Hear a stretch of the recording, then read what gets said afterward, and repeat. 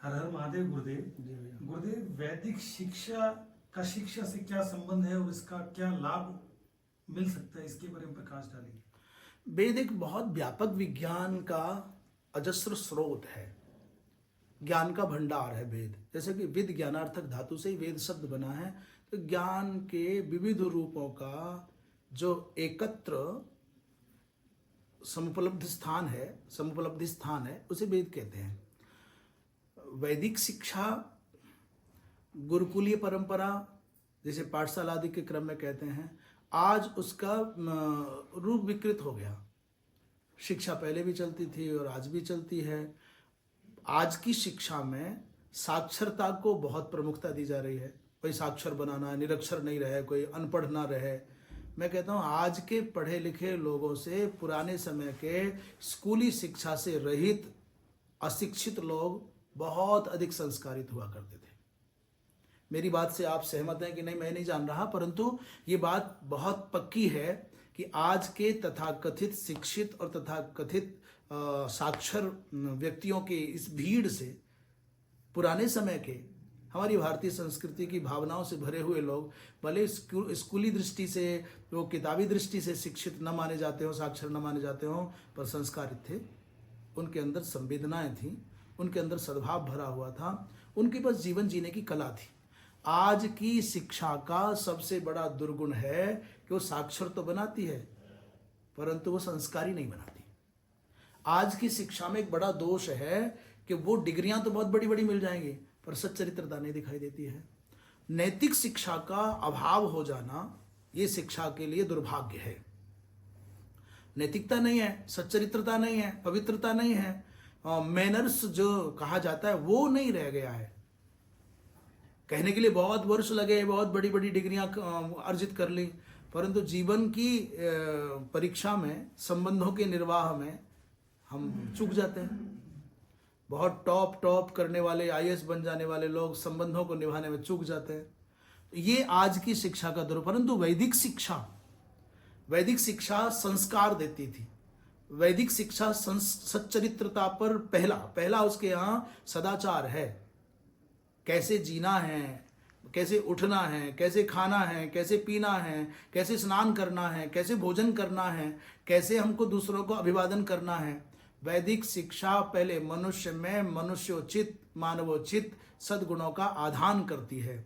आज की शिक्षा में दोष है। मैं दोनों की तुलना करूं तो बहुत अधिक नहीं कहना चाहता, परंतु इस संसार को भगवान राम के रूप में, भगवान कृष्ण के रूप में, आज यदि अब की बात करें चाणक्य के रूप में, चंद्रशेखर आजाद के रूप में, लाल बहादुर शास्त्री के रूप में, पूज्यपाद धर्म सम्राट स्वामी करपात्री जी महाराज के रूप में, पूज्यपाद वीरब्रती प्रबल जी महाराज के रूप में, पूज्यपाद जगतगुरु शंकराचार्य जी के रूप में, श्री रामानंदाचार्य जी के रूप में, श्री रामानुजाचार्य जी के रूप में, निम्बार्काचार्य जी महाराज के रूप में, चैतन्य महाप्रभु के रूप में, ये जितने भी दिव्यादि दिव्य महापुरुष मिले हैं सब गुरुकुलीय वैदिक शिक्षा के प्रभाव स्वरूप मिले हैं।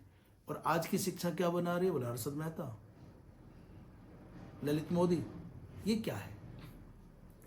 आज की परिस्थितियों में शिक्षा की उपयोगिता होगी, हम ये नहीं कहते नहीं है, परंतु यदि सरकारें चाहें, ये प्रशासन चाहे, ये समाज के जो श्रेष्ठ जन शिक्षा के क्षेत्र में व्यापारिकता को लेकर के ये चाहे, तो आज की शिक्षा में यदि सच्चरित्रता और नैतिकता को भी स्थान दें तो आज भी बहुत कुछ अच्छा हो सकता है। इसलिए वैदिक शिक्षा मनुष्य के अंदर मानवोचित गुणों को पहले विकसित करती है। एक मनुष्य को पहले मनुष्य तो बनाओ, ये जो मनुष्य बने, मनुष्य में मनुष्यता आएगी तो दिव्यता अपने आप आ जाएगी। इसलिए वैदिक शिक्षा मनुष्य मात्र के अंदर सद्गुणों के जागरण का एक अभियान है, एक परिष्कार है, एक संस्कार है। उसके बिना मानवता की रक्षा नहीं हो सकती। महाराणा प्रताप गुरुकुली शिक्षा के प्रतिफल स्वरूप प्राप्त है। गुरु गोविंद सिंह गुरुकुली शिक्षा है, वैदिक शिक्षा है। शिवाजी महाराज वैदिक शिक्षा है। तो आप चाहते क्या हैं? आप क्या पाना चाहते हैं? यदि आपको सन्नागरिक की आवश्यकता है, अच्छे मनुष्यों की आवश्यकता है, दिव्य पुरुषों की आवश्यकता है, आपको वैदिक शिक्षा की ओर लौटना ही होगा। अपने अपने वर्ण और आश्रम धर्म के अनुरूप किस किस व्यक्ति के लिए कौन कौन सी पद्धति के ग्रंथों का, कौन कौन से शिक्षा संस्कारों का उपयोग है, ये विचार करके। जैसे स्थापत्य कला है, शिल्प कला है, ये लकड़ी के जितने काम है, ये अनेक प्रकार की उसमें विभाग हैं। कौन कौन किस कक्षा का, किस वृत्ति का व्यक्ति है, किसके लिए कौन सी शिक्षा आवश्यक है, सब वैदिक गुरुकुल परंपरा में सब प्राप्त होती थी। आज जो भवन बनाए जाते हैं वो भी बहुत अच्छे हैं, और जो लोग ये समझे बैठे हैं कि नहीं पुराने ज़माने में भारत में कुछ नहीं था, तो लाल किला क्या आपको लगता है अरब से आए हुए लोगों ने बनाया? हजारों वर्षों से भवन खड़ा हुआ है दिल्ली की छाती पर, यमुना के किनारे पर, यमुना की मिट्टी में, बालू में। वो किसने बनाया? बाहर के लोग बनाने वाले आए। ये लाल किला क्या आपको लगता है विदेशों से लोग बनाने आए? और यदि ये विदेशों से आए, अरब देश से आए बनाने वाले, तो 400-500 साल पुरानी कोई बिल्डिंग अरब में क्यों नहीं है? वहां भव्य भवन क्यों नहीं, इमारतें क्यों नहीं है? चित्तौड़ में जो विजय स्तंभ बना हुआ है वो किसने बनाया भाई? बाहर के लोगों ने बनाया क्या? भारतवर्ष का जो स्थापत्य कला का विकसित इतिहास है वैसा तो कहीं है ही नहीं। दक्षिण भारत के मंदिर, मीनाक्षी मंदिर को देखो,